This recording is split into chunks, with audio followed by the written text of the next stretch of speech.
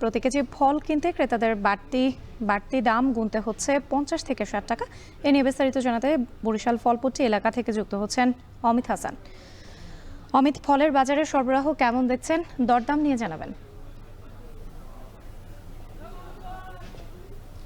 রাত্রি বরিশালে রমজান উপলক্ষে ফলের চাহিদা বেশ বেড়েছে এবং চাহিদার তুলনায় সরবরাহ কিছুটা কম থাকায় বিশেষ করে বিদেশি ফল যেগুলো রয়েছে সেগুলোর দাম কিছুটা বেড়েছে। আজকে বাজারে আমরা দেখেছি রমজানের আগের তুলনায় 50 থেকে 100 টাকা পর্যন্ত বিদেশি যে ফলগুলো রয়েছে, যেমন কমলা, আপেল, এছাড়া নাশপাতি, এগুলোর দাম কিন্তু কিছুটা বেশি।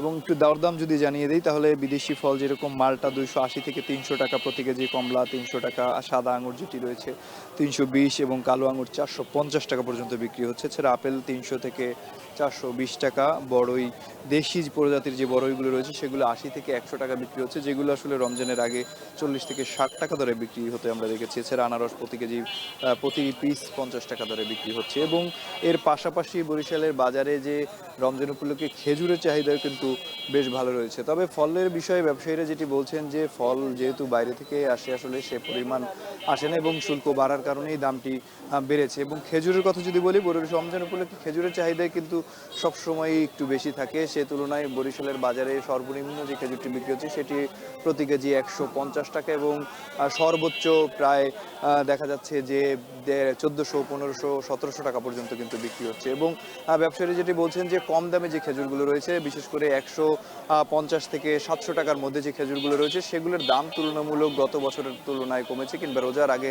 এর তুলনায় কমেছে। তবে 700 থেকে 1400 পর্যন্ত, 1500 পর্যন্ত যে খেজুরগুলো রয়েছে সেগুলোর দাম গত বছরের থেকে বেশি।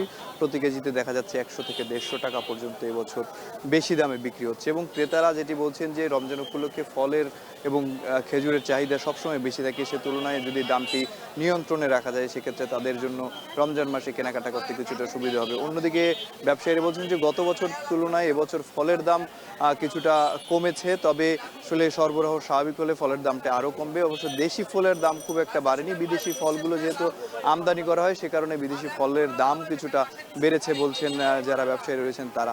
অন্যদিকে যারা ক্রেতা রয়েছেন তারা কিন্তু এখন থেকেই আসলে রমজান উপলক্ষে যে ফলগুলো সেগুলো কিন্তু কেনাকাটায় ব্যস্ত রয়েছে। বিভিন্ন জায়গা থেকে বরিশালের এই পাইকারি বাজারটিতে কিন্তু মূলত যারা ক্রেতা রয়েছেন তারা কেনাকাটা করতে আসেন এবং বরিশাল শহরের মানুষও ফলপট্টি এখান থেকেই কিন্তু ফলের কেনাকাটাটা বেশি ভালো করেন। তবে এখানে আমরা দেখেছি বিকেলের পর থেকে কিন্তু এই আনাগোনাটা আরও বাড়ে, বিশেষ করে জোহরের নামাজের পর থেকে ক্রেতা সাধারণের উপস্থিতি বেশ লক্ষ্য করা যায় এই ফলপট্টিকে ঘিরে, কারণ তখন থেকেই ফলের বাজারটি কিন্তু আসলে রমরমা হয়ে ওঠে। তবে এখন সকাল সেহেতু ক্রেতা সাধারণের উপস্থিতি কম, তবে রমজান উপলক্ষে বরিশালে ফল এবং খেজুরের চাহিদা কিন্তু বেড়েছে। তো বরিশাল থেকে এই ছিল আমার কাছে সর্বশেষ রাত্রি। বরিশাল থেকে যুক্ত ছিলেন অমিত হাসান।